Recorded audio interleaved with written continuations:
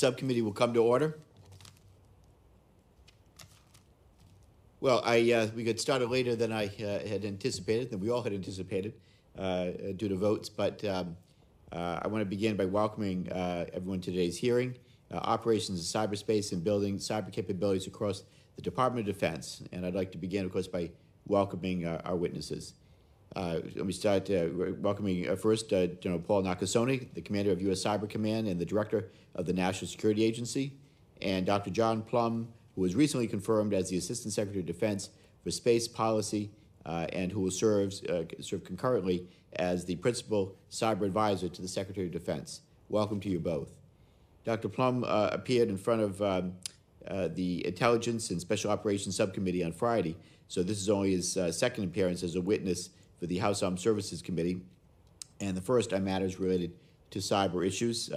John, I understand that you're a proud Notre Dame alum. I know that Ranking Member Banks is extremely happy to hear this, and I promise not to hold it against you, and look forward to your testimony in just a few minutes. By the way, be appropriate for me right now, Ranking Member Banks is in the middle of a markup on the Ed and Labor Committee, and so therefore I ask unanimous consent for Ranking Member Banks to deliver his opening statement later in the hearing when he arrives, without objection.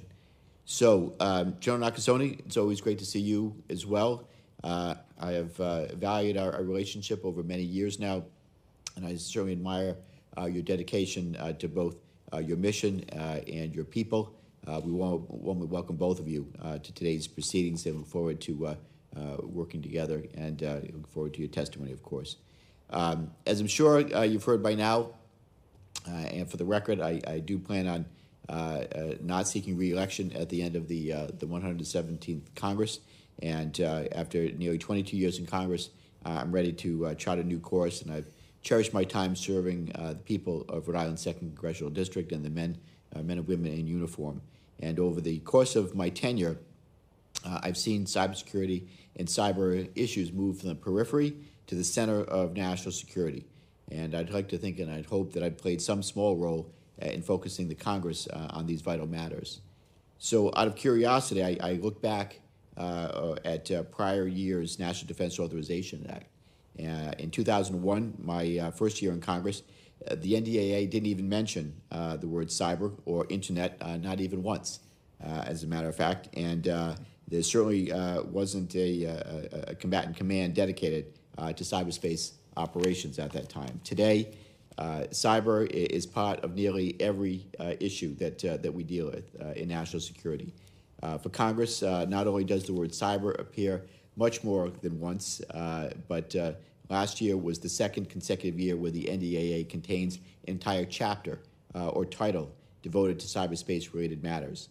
For the Department, Cyber Command has not only been in existence as a unifying combatant command for nearly 4 years, but is conducting operations day to day, in and out, day in and day out, in defense of our national security. In the 3 years that I've served as chairman of the subcommittee, we have had more than 220 separate pieces of legislation across 3 NDAAs enacted into law. The subcommittee, along with our colleagues from the Senate, have tackled, among many other things, cybersecurity of weapon systems, cyber warfare, personnel pay parity, cyber targeting, support to the private sector and critical infrastructure, capabilities to defeat ransomware, budgetary authorities, cyber requirements for defense contractors, and of the most significance to me, the creation of the National Cyber Director role in the Executive Office of the President. We no longer have to debate whether we will fight wars in cyberspace, and to some, it may seem crazy that we ever had to have that discussion in the first place. Cyberspace is a recognized domain of warfare, and for better or for worse, our service members and civilians are engaged with our adversaries on a daily basis. The Department of Defense and military services have also undergone a similar transformation. We have a dedicated combatant command for cyberspace operations. We have soldiers, sailors, airmen, and Marines, guardians, and Coast Guardsmen defending our nation in cyberspace. And we have witnessed the incredible outcomes for our national defense that we can create through cyber means. And yet, for all the progress that we've made on this front, there can be a sense of deja vu in the issues that we still have to address. On workforce matters, for instance, the points that we can and should make today are unnervingly similar to what was said at hearings 10, 15, and even 20 years ago. Statements such as we struggle in competing with the private sector for talent, or there remains a critical shortfall in our cyber talent. Now, since 2010, this body has legislated on cyber and STEM workforce issues through 55 provisions, and sometimes we seem no closer than we were before. We continue to struggle in elevating considerations for cyber domain to a level commensurate with how we treat our land, air, sea, and now space domains. And I've been in Congress long enough to know that progress with any important issue is always incremental. However, incremental does not have to be synonymous with glacial. So the responsibility of legislators is tremendous, and we yield the tools at our disposal as carefully as possible. When an issue requires attention, we are judicious in how we direct the department to respond. Directive actions are powerful, but resorting to these too frequently lessens their effect. That's why we often direct other actions, such as reports, briefings, quarterly updates, implementation plans, designation of senior officials, and many, many others. We use these to make clear the view of Congress. So we use these tools because they are often successful in accomplishing the desired end state.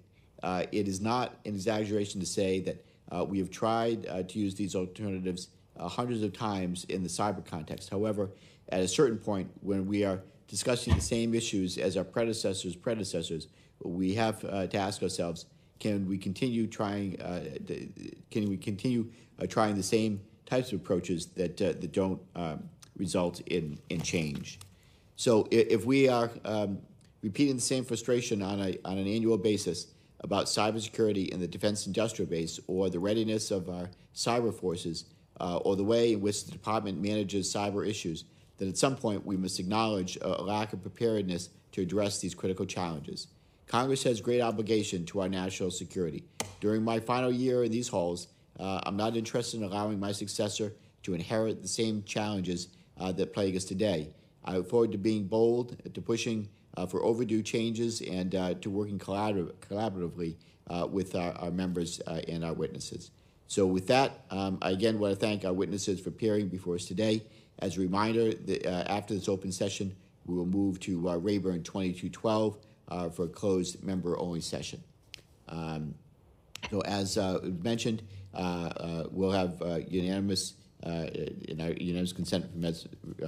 consent request for Ranking Member Banks. At this time, we'll wait for him to arrive, or we'll have his remarks inserted into the record. So with that, I want to again thank our witnesses for appearing before us today. And with that, as always, it's great to work with my colleagues on both sides of the aisle on this important issues. And I will stop there. And with that, I'd like to turn now to Dr. Plumb and General Nakasone for 5 minutes each to your remarks. Dr. Plumb, please proceed. Thank you very much, Chairman. Thanks, Chairman Langevin. Thanks, Ranking Member Banks and members of the subcommittee. I'm pleased to join General Nakasone, Commander of U.S. Cyber Command, to report on the progress the Department of Defense is making in achieving our objectives in cyberspace. As Secretary Austin has made clear, China is the pacing challenge for the department, and that includes cyberspace. China believes that achieving information dominance in cyberspace will enable it to seize and maintain the strategic initiative in a crisis or conflict.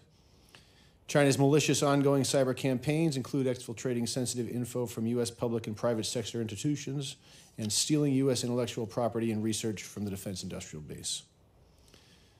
Now, while China may be the department's pacing challenge, Russia is the near-term threat today. On March 21st, President Biden warned that Russia could conduct malicious cyber activity against the United States, including as a response to the unprecedented economic costs we've imposed on Russia alongside our allies and partners.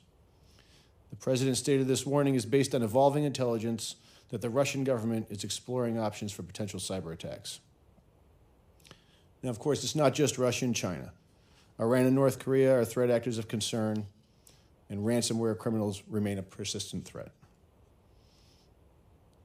The Department recognizes the need to prioritize missions to disrupt threats overseas at their source, in and through cyberspace.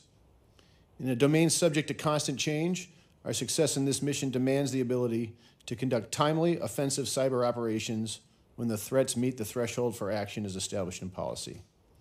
The existing National Policy Framework, NSPM 13, enables the Department's offensive cyber operations, and it has made important and positive contributions to the Department's ability to engage the threat. The Department will continue to advance and modernize how we operate in cyberspace to engage cyber threats effectively and in a well-coordinated manner. The Department's superiority in cyber domain also depends on maintaining an ability to move quickly in a cohesive manner with key partners. The close collaboration between the National Security Agency and U.S. Cyber Command, which is strengthened by the so-called dual hat arrangement, has been a significant enabler of that success. The DOD is currently conducting its 2022 Cyber Posture Review, which is an assessment of the Department's organizations, plans, programs, and policies germane to cyber operations. Once complete, the Cyber Posture Review will inform the Department's 2022 cyber strategy. That strategy will provide guidance to the Department as to how its cyber combat power should be used to implement the National Defense Strategy, and how, in particular, cyber operations will advance integrated deterrence. The strategy will also identify potential solutions and paths forward for addressing any gaps identified in the posture review. In the past year, we have seen cyber actors conduct malicious cyber activities at an unprecedented scale. Prominent examples include the Russian-led exploitation of the SolarWinds software, the Microsoft Exchange server vulnerability exploited by the Chinese group Hafnium, and the Colonial Pipeline ransomware operation. But the past year has also demonstrated that the Department, the U.S. government, and our private sector partners can find creative ways to mitigate and combat these cyber threats. And today, the U.S. government and the private sector are collaborating in unprecedented ways to prepare for potential Russian cyber attacks against the homeland. DOD will continue to work closely with this committee as we seek to strengthen both our defensive and offensive cyber capabilities and mature our cyber forces. Our ability to successfully operate in cyberspace is essential to U.S. national security. Thank you again for holding this timely hearing. I look forward to your questions. Thank you, Dr. Plumb. General Nakasone, you are recognized for 5 minutes. Chairman Langevin, Ranking Member Banks, and distinguished members of the committee, I'm honored to testify besides Assistant Secretary Plumb. I'm joined today by Command Sergeant Major Cheryl Lyon, the U.S. Cyber Command and NSA Senior Enlisted Leader. We are honored to represent the military and civilian members of U.S. Cyber Command. Command Sergeant Major Lyon and I want to recognize you, Chairman, for your 22 years of service to our nation. Thank you for your advocacy, your passion, your commitment to not only U.S. Cyber Command and the National Security Agency, but most of all our nation. Defending the nation is at the heart of U.S. Cyber Command's mission. The command has been integral to the nation's response to the current Russia-Ukraine crisis. We have provided intelligence on the growing threat, helped to warn government and industry to tighten security within critical infrastructure sectors, enhanced resilience on the DOD information network, accelerated efforts against criminal cyber enterprises, and together with interagency and allied partners, planned for a range of contingencies. Coordinating with the Ukrainians in an effort to help them harden their networks, U.S. Cyber Command deployed a hunt forward team who sat side by side with our partners to gain critical insights that have increased homeland defense for both the United States and Ukraine. U.S. Cyber Command views 2022 as a year of significant opportunity for building our capabilities as we pursue 5 priorities: readiness, operations in defense of the nation, integrated deterrence, recruitment, retention, and training of the force, and the joint cyber warfighting architecture, and enhanced budget control. My goal is a command that remains world-class, ready and capable of providing options and conducting operations in defense of the nation with wider partnerships and exceptional talent. These elements will be essential to national security as our nation faces an array of adversaries who are expanding in scope, scale, and sophistication. Cybersecurity is national security. Speed, agility, and unity of effort brought about by the connected relationship between U.S. Cyber Command and the National Security Agency is the ingredient that protects the United States against our enemies. The men and women of United States Cyber Command are grateful for the support this committee and Congress has given to our command. I look forward to your questions. Thank you, General Nakasone. I thank witnesses for their testimony. We'll now move to questions. Let me start. This is for both of our witnesses, and just for the record and to clarify. So a media report recently claimed that the interagency is considering changes to the National Security Presidential Memorandum 13, or NSPM 13. So this is an executive branch policy that governs a subset of cyberspace operations conducted by departments and agencies, to include the Department of Defense. So NSPM 13 is as a policy instrument, I believe, has improved the nation's ability to conduct operations in cyberspace. However, it's always important that we do our due diligence regarding oversight. Dr. Plumb and Joe Nakasone, could you each speak to NSPM 13, how it's been employed to date, and if you're anticipating any changes? I'll start with that. Thank you, Mr. Chairman. I'll take that first and then pass to General Nakasone. But I guess let me just answer the top piece of this question. Was one, NSPM 13 has been valuable. It clearly has improved the ability to conduct cyber operations, and thank you to this committee and the general's good work, and all those that have got us this far. I also would just say I don't think it's unreasonable or new for a new administration to review existing presidential directives. And so that is kind of a standard piece, and I think that is a reasonable expectation. And it is correct that these conversations are ongoing, and I think our goal, at least my goal, and I know I shared with the general, is to make sure that we preserve our ability to move at speed. Yeah, I agree with you that a review is appropriate, always for a new administration, but to date, are you expecting any significant changes in NSPM 13 right now? So I am, I don't want to box anybody in on that. I'm not expecting any changes that would make things anything except better, but maybe we could pass it to the general and he can give you his military insight on that, if that's all right. Okay, thank you. General? Chairman, in light of NSPM 13 in 2018, I think it was one of two major advances in terms of authorities and policies that provided us the impetus to take effective action in cyberspace. The other one, as you recall, was declaring cyber as a traditional military activity, which came in the FY19 NDAA. Both of those have been very helpful to us. In terms of changes, obviously that's a policy discussion that's ongoing now. I'm sure those discussions will continue. I know that my discussions with the undersecretaries and also the secretaries, I've made my military knowledge known in terms of what NSPM 13 has meant to us.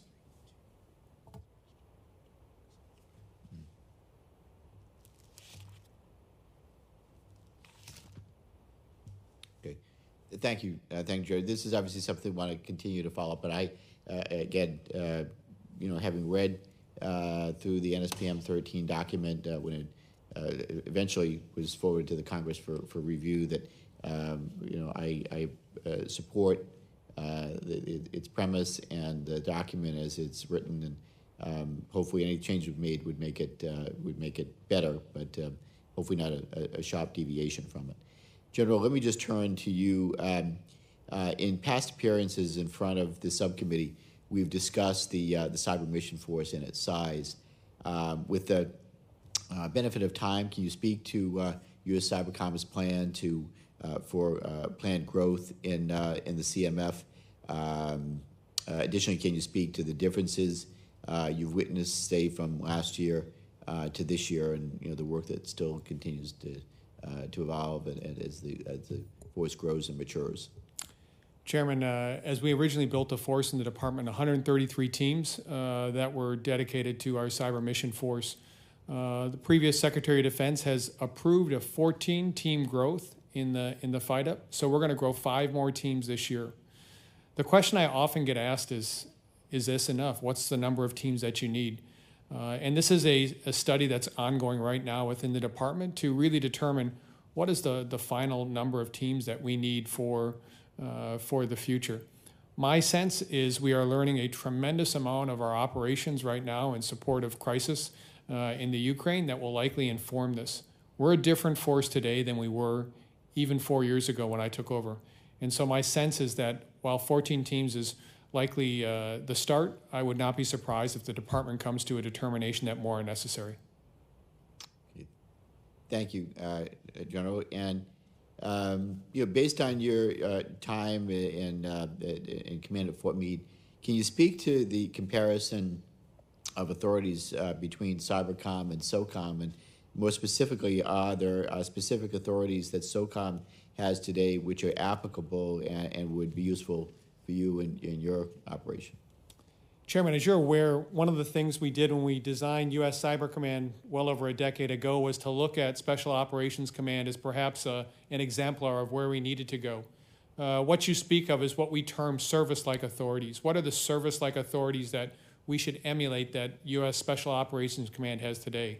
So right now, the authorities they have with regards to training, the authorities they have with regards to joint force provider and overseeing the provision of teams, and then the last piece is acquisition. All of those, Chairman, are areas that we think we need to be able to emulate more closely to have that service-like appearance for what we do. This is important for us because, as you're well aware, this comes down at the end of the day to the personnel that train, the personnel that are trained on teams, and the effectiveness of these teams. All of those areas are areas that we're focusing on as we move forward. Thank you. Okay, I'm going to stop there. We go to a second round, or we have the opportunity to go through the classified session for more detailed answers. But with that, I'm going to yield right now to Mr. Franklin.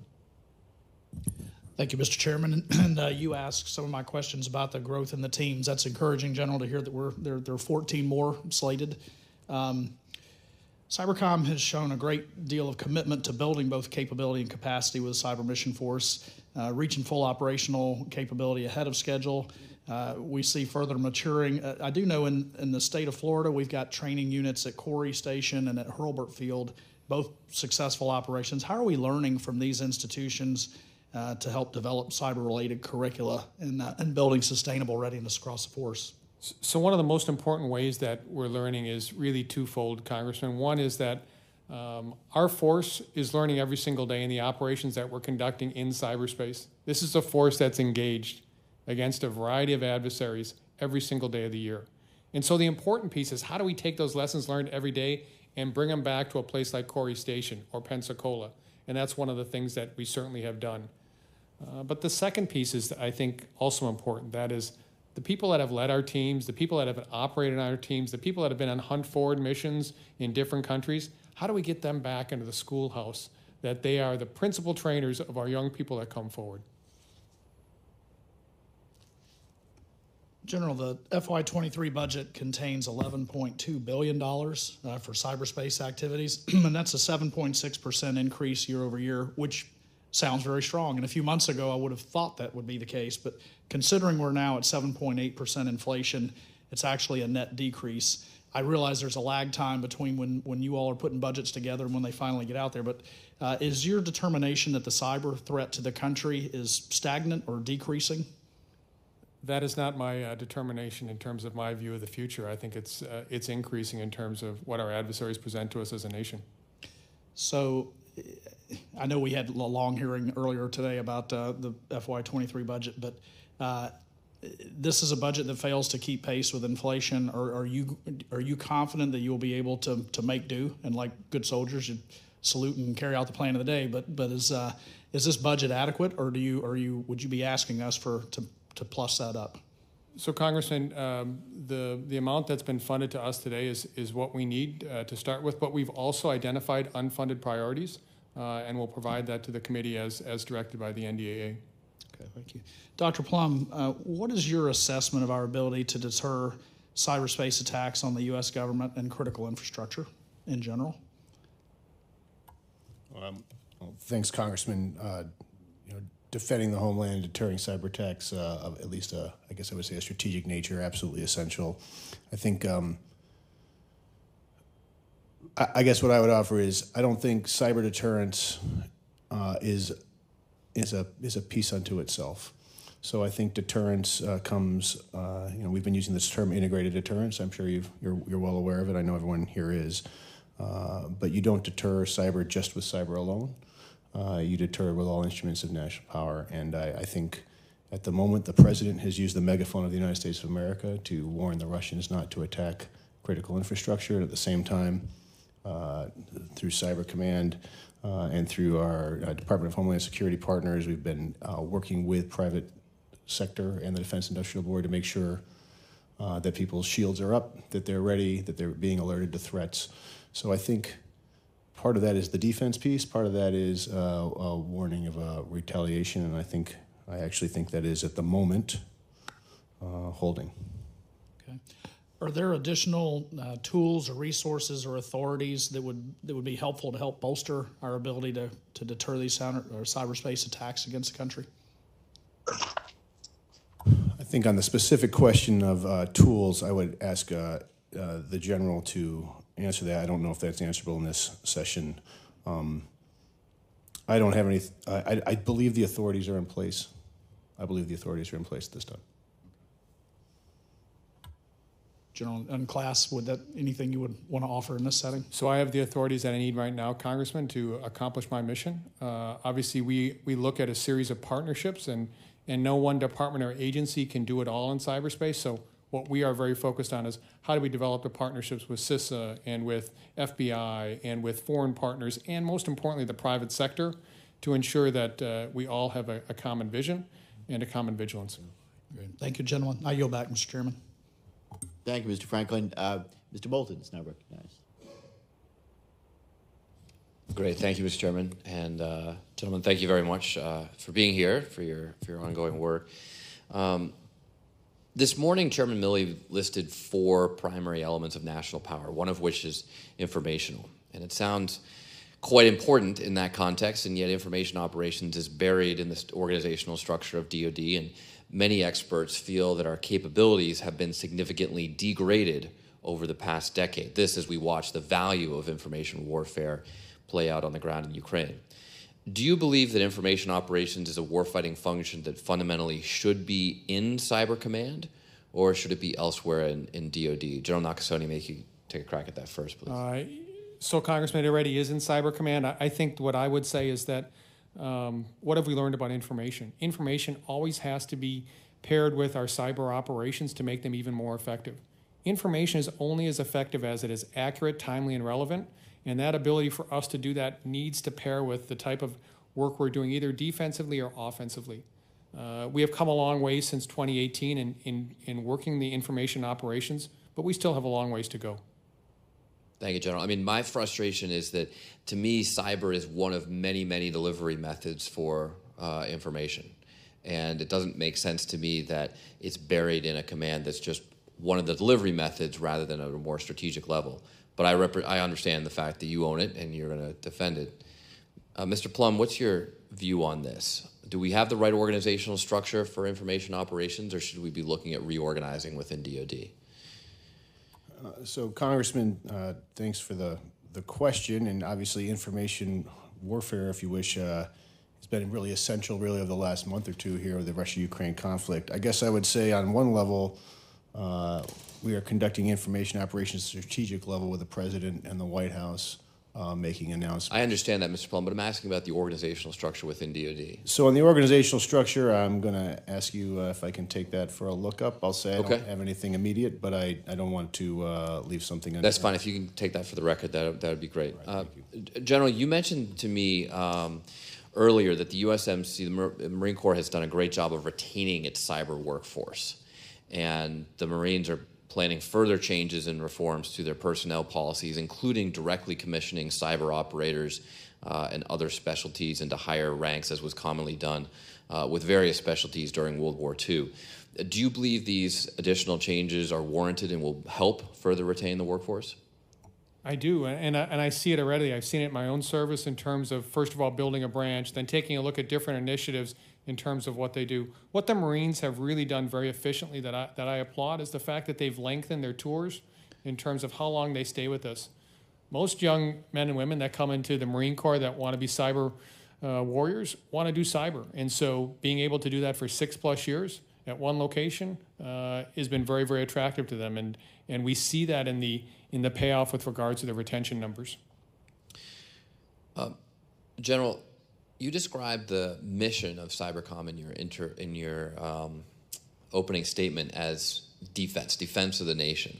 What role do you see for offense and deterrence? I know we talk about integrated deterrence, but when we really talk about having an effective deterrent, it means having an effective offense. So how do you characterize the role of offense to the American people? So, Congressman, when I speak of defense of the nation, that is a full spectrum defense to include offensive operations. You know, the best defense a lot of times is a good offense. The way that we have done this at U.S. Cyber Command is the idea of persistent engagement. How do we maintain both the ability to share information and act against our adversaries?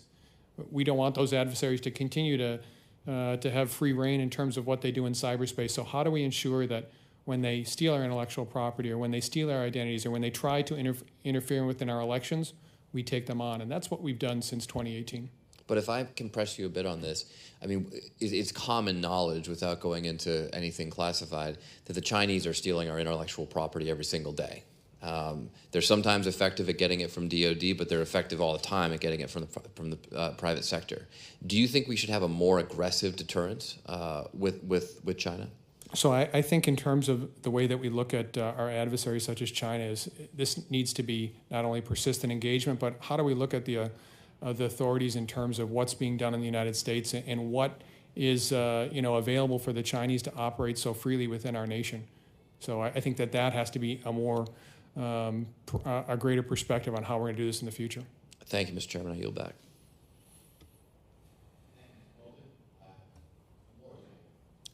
Thank you, Chair. Thank you both for being here. General Nakasone, it's good to see you again. Appreciate the opportunity to talk about these growing and ever important issues. Thinking about our adversaries, one thing that's very concerning is that the cybersecurity of the commercial and government entities of many of our adversaries, they're in lockstep.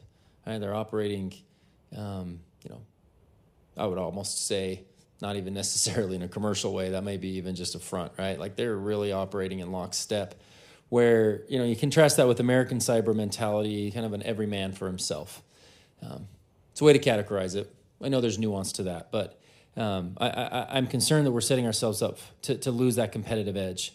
Without stronger U.S. cyber's public-private partnerships with regulatory and acquisition authority, America's technological may become an exploitable vulnerability. A question. I'm interested in this. I'm interested in improving our cutting-edge innovation efficiently, and then transitioning those programs of record. Few things disincentivize innovation more than technologies and products languishing in the proverbial sort of, let's say, valley of death in the acquisition process.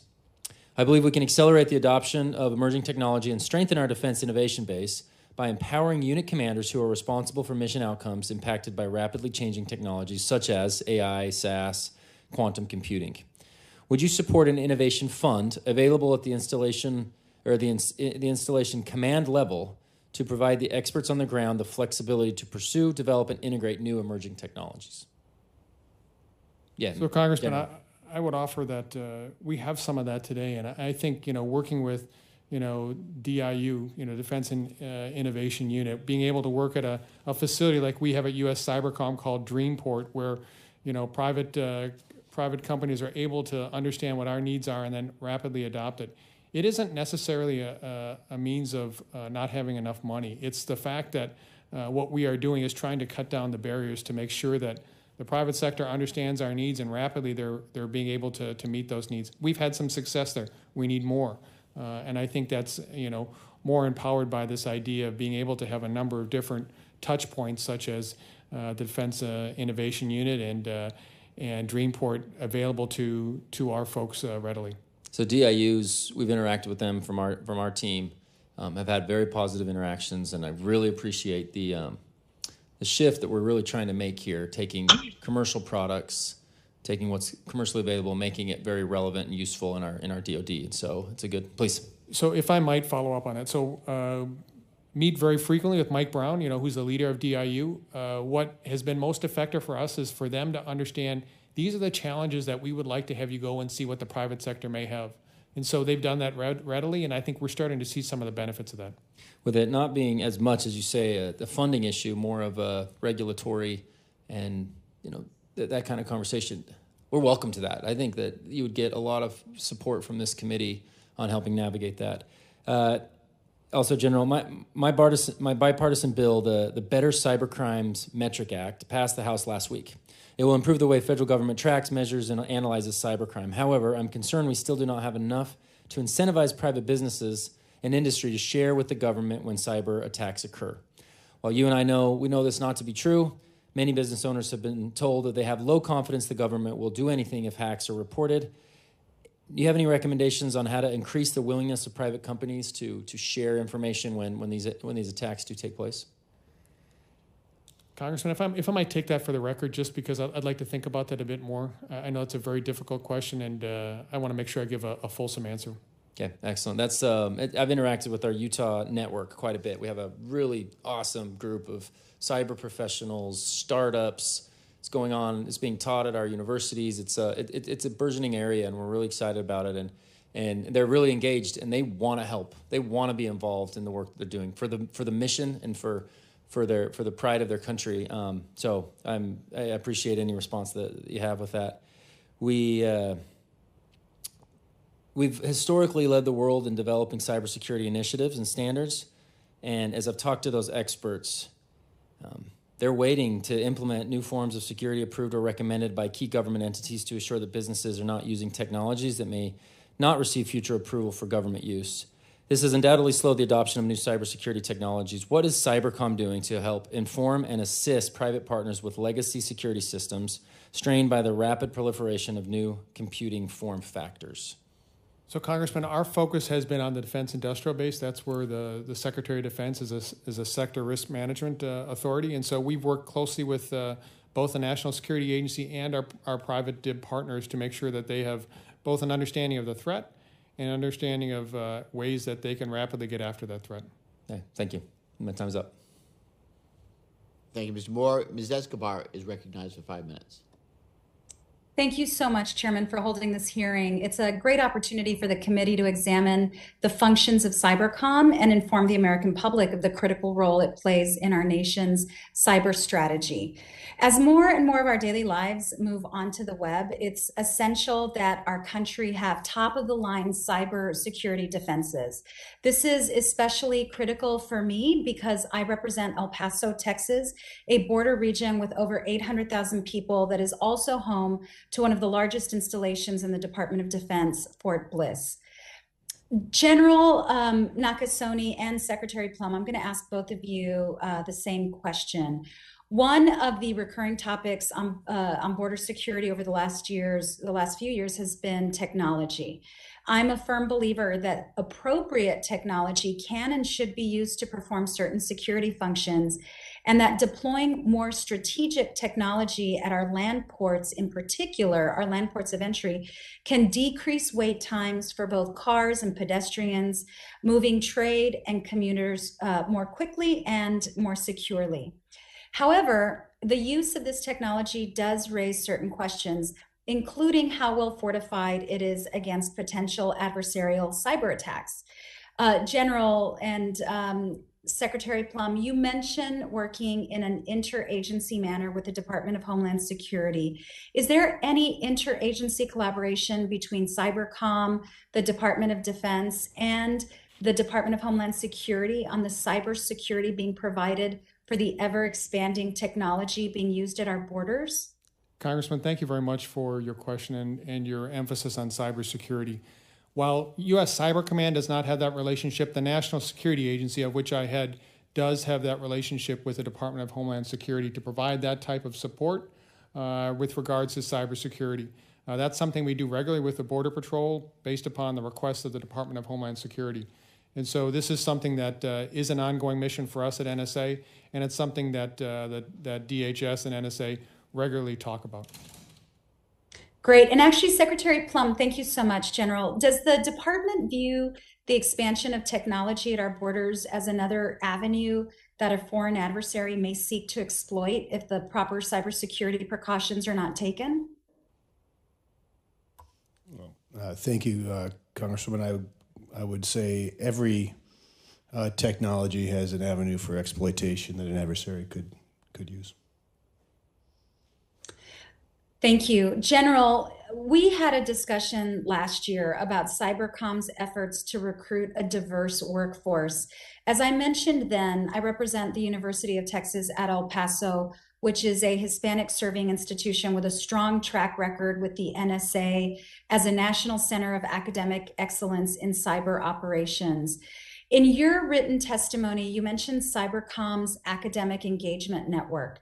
I'd like to give you an opportunity to expand on the work you've been doing with that initiative and others to not just engage with academia, but to recruit talent that comes from every corner of the country, including traditionally underrepresented populations.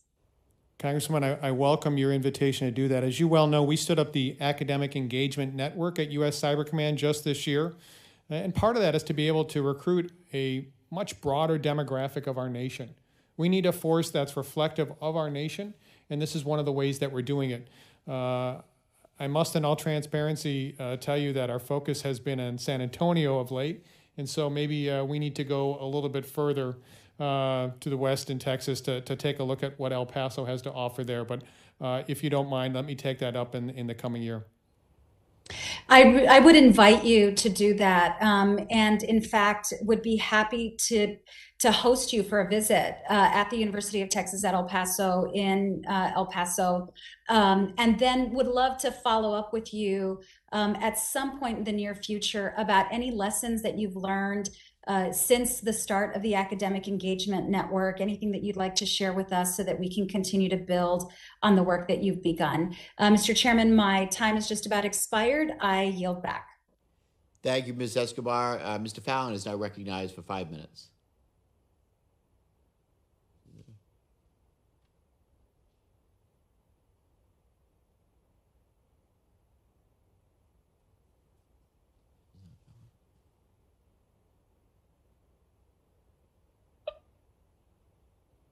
Do we have Mr. Fallon? Yes, sir. Thank you. Thank you. Very good. You're recognized for 5 minutes, Mr. I Fallon. was promoting you there. Thank you. Listen, I think one of the mistakes that the public makes when it comes to cyber defense policy is the idea that this is somehow a new realm. However, the threats in cyberspace aren't new, and we've long since possessed both offensive and defensive capabilities, and competition in cyberspace, of course, is almost constant. Even though this problem has been an issue for a long time, I have a substantial concern that the Department of Defense is still not properly positioned to address it in today's rapidly evolving landscape. My concern is that there are maybe too many chefs in the kitchen, if you will. I understand Cybercom is a joint force comprised of service cyber components from each of the branches. Then on top of that, you have Cyber National Mission Force and Joint Force Headquarters and DOD Information Network. I mean, already that becomes 7 separate commands. Mix in Cybercom's commander's dual role as director of the NSA and chief of Central Security Service, and you get another layer. Finally, throw in the rest of the intelligence community, Department of Homeland Security, Department of Justice, et cetera. And I think you see where I'm going with this. So what do you get? A whole lot of bureaucracy and finger pointing, and not a highly adaptable organization ready and willing to fight and win. Everybody wants to be in charge, and everybody wants to, maybe get the credit or pass on the blame if that's the case. Dr. Plumb, can you honestly say that our cyber mission force is not hampered by this bureaucracy? And if you think there is a bureaucracy issue, what can we do to streamline it? Thank you, Congressman. I agree with you that we need to make sure that bureaucracy doesn't get in the way of delivering military effects where needed. I actually think that we are in pretty good shape at the moment. There's always room for improvement, and always have to be, anyone that works in the Pentagon or really the government knows that you always have to be careful to guard your ability to not have more bureaucratic growth slow you. I think the trend line, though, for cyber effects in particular is going in the right direction. As we said at the beginning, sir, NSPM 13 has provided improvements in the ability to use cyber to advance the national interest. And my goal in this role is to make sure that trend line continues in the positive direction.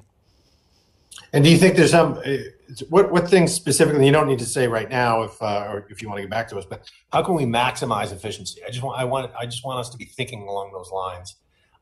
General, just for time's sake, General Nakasone, we've heard some complaints from within Cybercom that one day they work for one person and their priorities, and the next day it changes. How do we create a unified vision and mission to avoid subordinate commanders working on, pet projects and silos, if you will? So, Congressman, I'm not aware of that. I would tell you that there's one person in charge of U.S. Cyber Command. That person is me. And I have not seen that in terms of being able to develop options or being able to respond to crises for the nation. One of the opportunities that we have here is the fact that we have a very flat organization. While we may have a number of different headquarters, the teams all fall under the operational control of the commander. And so while we have different missions that we support different commanders, there is no problem in terms of being able to develop the options and the requirements, and I would tell you the effects for what our nation needs. General, we recently created a new service in the Space Force. Cyberspace is a realm, of course, that touches everyone, everywhere. Do you believe there's any merit to creating another service designed to support all others, like absent of territorial commands from subordinate commanders that can focus solely on cyberspace across DOD? Congressman, I don't see this right now. One of the areas that I think has been very effective, as the chairman had indicated, we have service-like authorities to train the force, to be able to provision the force, to be able to do acquisition. I would be very concerned on a new service in terms of what you would call the bureaucracy that would be set up there. We're looking for our services that do a very, very good job of recruiting and training, and then for us to be able to employ them rapidly. Okay. Thank you, Mr. Chairman. I yield back. Thank you, Mr. Fallon. And now Mr. Ross is not recognized 5 minutes.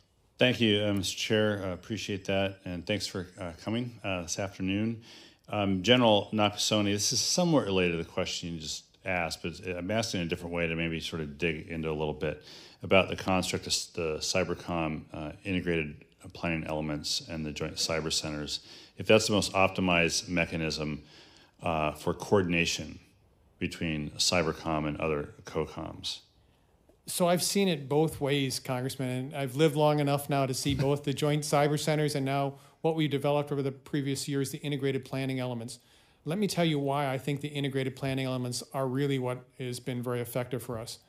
We've taken and designed an integrated element that goes to each of the combatant commands, the other 10 combatant commands, and it varies in size from 39 to 50 folks.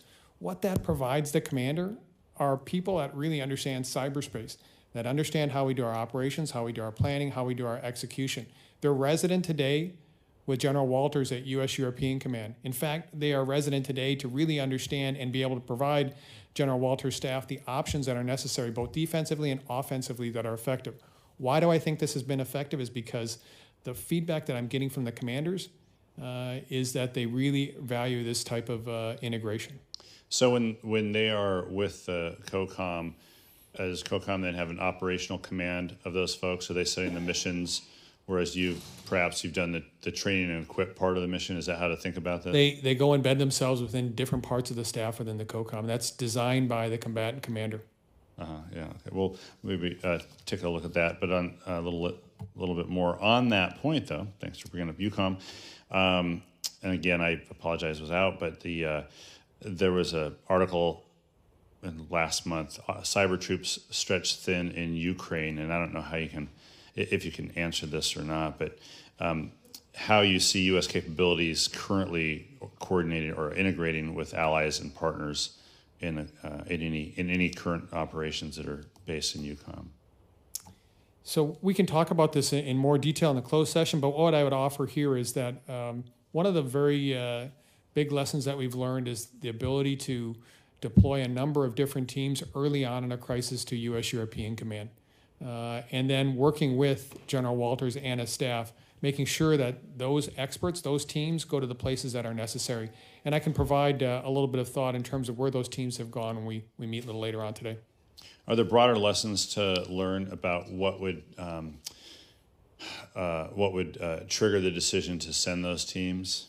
It seemed somewhat obvious in the current case, let's say, but there may be other cases in the future where it may not be as obvious that it's time to send teams. So what are you learning about looking into the future? So what we've learned over 9 different hunt forward operations in 2021 is the fact that consistent engagement with a series of partner nations is really valuable.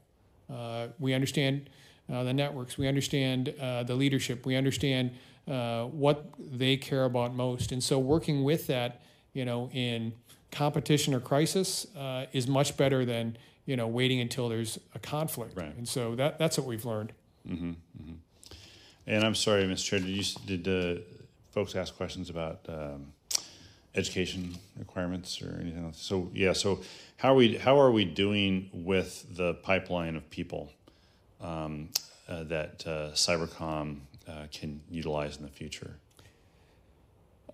Broadly, I would say, Congressman, our supply is not large enough in our nation. And so, as you well know, within the state of Washington, with a number of different centers of academic excellence, we follow this up now at U.S. Cyber Command with the Academic Engagement Network to be able to build a resource for our nation. And that doesn't necessarily mean that they'll come in as military or civilian members of the Department of Defense, but the ability for them to have exposure and interest in what I think is obviously a key competitive advantage for our nation in the future.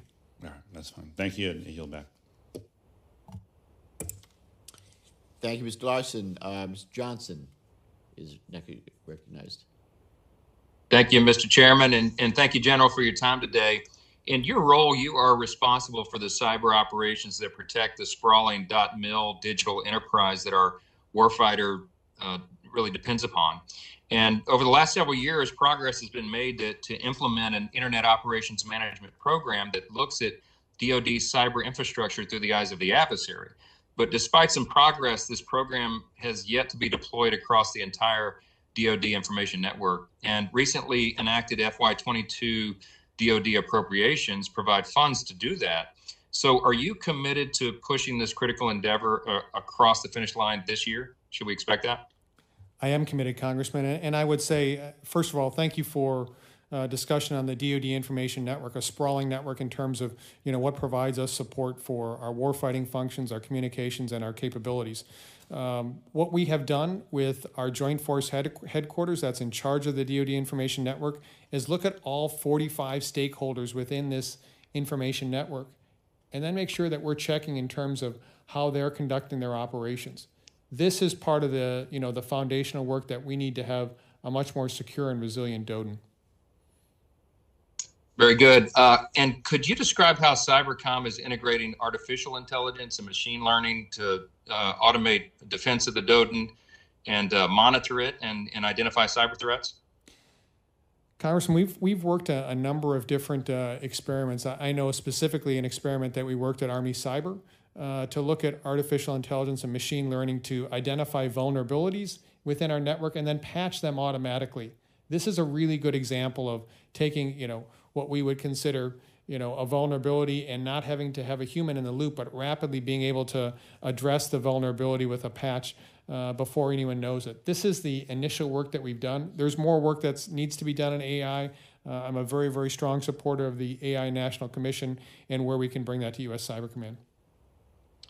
And I know that some of this is sensitive and maybe better in a classified setting, but I'm just wondering about what the most promising applications of AI and ML may be for the Cybercom enterprise. There are many, Congressman, and I think that I will defer that to a different venue to perhaps have that discussion with you. Very good.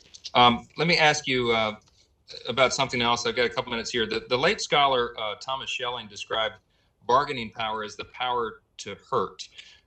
Could you describe the utility of the defense forward concept compared to a more traditional deterrence by the punishment model?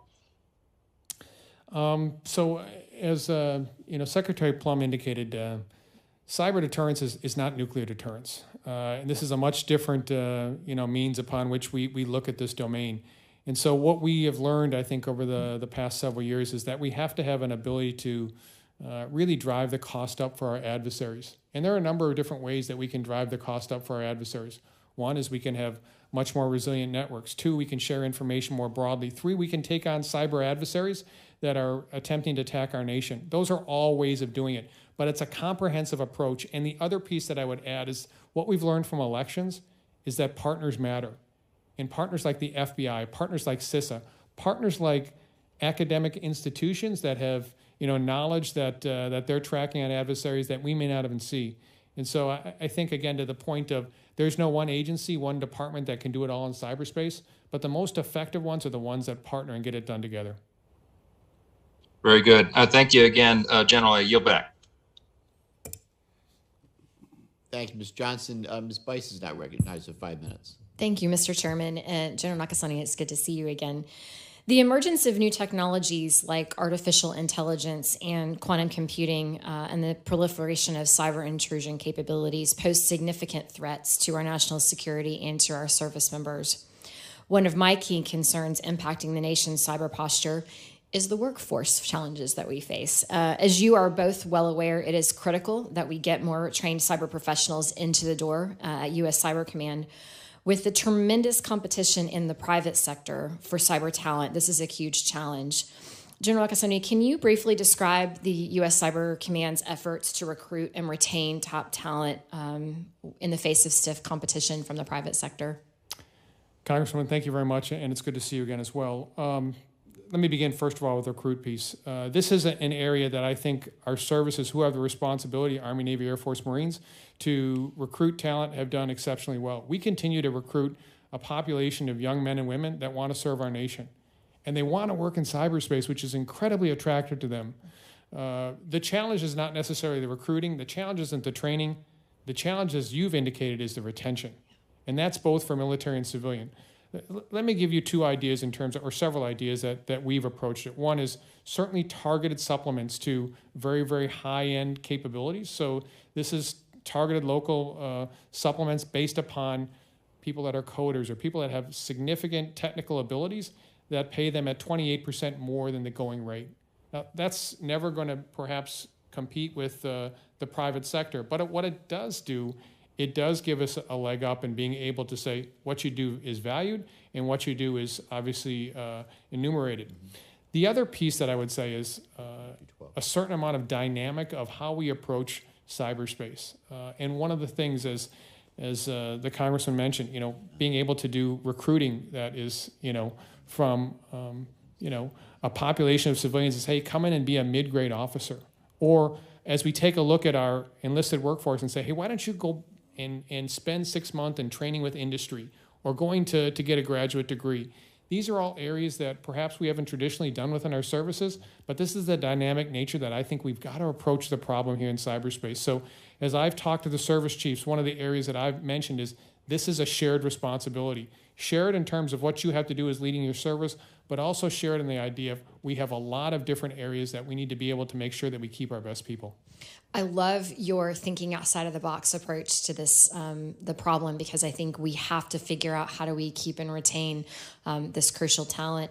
One other thought here is, how are you competing with DHS when it comes to pay for these individuals? It's my understanding that the CISA folks are paying significantly or can pay significantly more than you're able to do. Is that something that Congress needs to look into?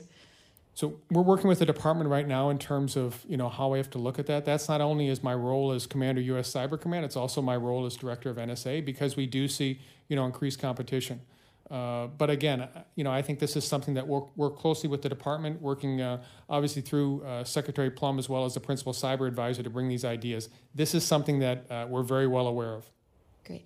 And when we're talking about cyber leverage, how does Cybercom leverage commercial threat at information providers, and how does Cybercom share information currently?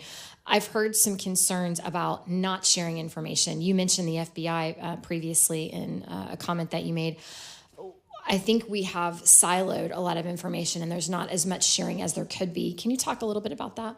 There's a program called Under Advisement that is a commercial program that we execute at U.S. Cyber Command. It's run by 12 people of my command that reaches out to a number of commercial providers and talks about what we're seeing in cyberspace and what are you seeing. It's a two-way street, right? I mean, so we're very interested in obviously what they're seeing, but they're also interested to know what are you seeing about our threats. This is a incredibly powerful program that has been able to allow us insights into ransomware and insights into adversaries that are seeking vulnerabilities within our networks. But it's all based upon this idea of give and take with the private sector. And so this is a program that I would commend in terms of really great success that we're seeing. I would love to see more of that, because I think that information share is going to be crucial for us to be able to prevent a significant national security cyber threat that we face every day. But that sharing of information for the private sector is crucial. If I might follow up, one other piece that I do want to highlight is that I did mention the Federal Bureau of Investigation, and our Cyber National Mission Force, it's commanded by Major General Hartman, our elite force that has done tremendous work in defense against malicious cyber actors in both elections and ransomware, is closely partnered with a number of different field offices throughout the United States to share this information. As you're well aware, the FBI obviously has a track on these cyber criminals within the United States. So this pairing of information is one of the areas that Director Ray and I talk about a lot as being a significant success story in 2021. Thank you, Mr. Chairman. I yield back. Thank you, Ms. Bice. We're going to be wrapping up in just a minute to go into the closed session upstairs. But before we do that, General Nakasone, if I could, earlier today in your appearance in front of the Senate Armed Services Committee, you spoke to Readiness Matters. And in those remarks, you noted there are defined roles for Cyber Command and the military services, and that the services generally are able to present forces that have passed through a basic level of training. From there, it's the command's responsibility to manage the advanced training. I know that in discussions that you and I have had, that obviously training is important. Having the the right skill level, especially as you're operating in cyberspace.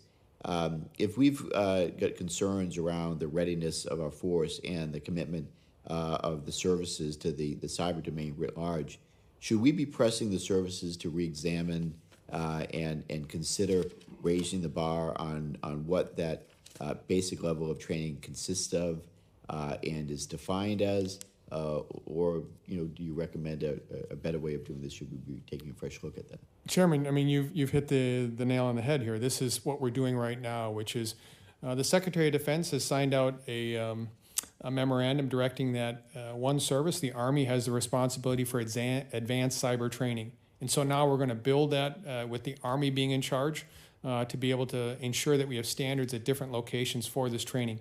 My hope is that by the time an operator comes to me, there's very little training that they have to do. That's not the case today for a number of different reasons. And so, again, this is part of our maturity, our readiness, but I do see progress as we move forward. I hope you'll have advice for us and thoughts on how we kind of make that the training kind of uniform level of readiness among all the services. So, when they get to you, they're at peak level, then you can take them obviously even further. So. And part of this, Chairman, is cyberspace is one of the few domains that is just now getting a simulation capability. For us, it's called a persistent cyber training environment. It's where we're able to do missions in a simulated way. And you can imagine the power of this being able to do with training repetition and more reps, being able to do that. So we're deploying that now throughout our service elements to be able to do that. That's a key enabler that we need to be able to do in 22. Excellent, excellent. And I know that we've talked about the amount of time they're assigned to U.S. Cyber Command in a cyber role. And before we wrap up, is there anything that you want to talk about publicly in terms of how long you'd like to keep them doing cyber work as opposed to the current construct? Anything you want to add? Forever. Well, Chairman, I would say that I'm working this very closely with the service chiefs now. In fact, I'm in communication with them to look at this. This is something that Command Sergeant Major Lyon is also working with the senior enlisted leaders. We have to standardize tour lengths. We need to standardize active duty service obligations. We need to take a look at a means upon which we have, I think, more uniformity with regards to how long young men and women are going to be with our force. Yeah, I agree. That's something that I and the committee is going to continue to follow, but look forward to working with you on that going forward as well. Okay, so with that, I'm going to ask unanimous consent that Ranking Member Banks' opening statement be entered into the record. He's still in his markup, and so without objection, so ordered. With that, I want to thank members for their questions. I want to thank our witnesses for their testimony today and their answers to the questions. Members may have additional questions that they need to get answered that will be submitted for the record. We ask that you respond to those members in writing as expeditiously as possible. We will now adjourn and move to the closed session upstairs. With that, the subcommittee stands adjourned.